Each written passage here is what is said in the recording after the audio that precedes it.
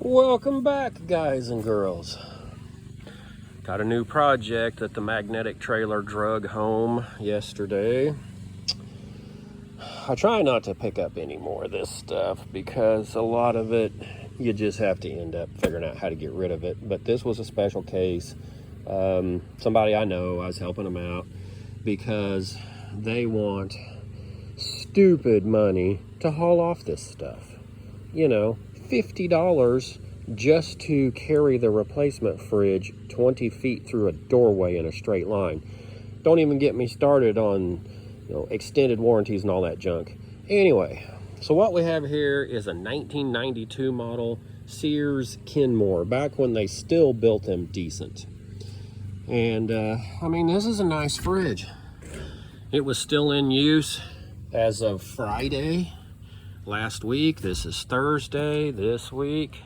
The only reason it took this long to get a hold of it was they were gone out of town. So anyway, I get to looking at it.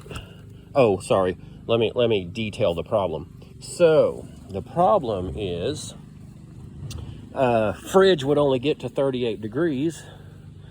Freezer would get to 20. Compressor runs all the time. So it is working. That is better than a dead unit. It is working. It's just not cooling enough. So, I get to looking around. Let's check the fan. It's not locked up. I haven't put any power to it, but that's a good sign. At least it's not locked up. Don't see any broken lines or anything. I'm just going through, and I can't be positive of all the things that might be wrong with this. But I think I know where I'm going to start addressing what could possibly be wrong with this unit. Thanks for watching, guys.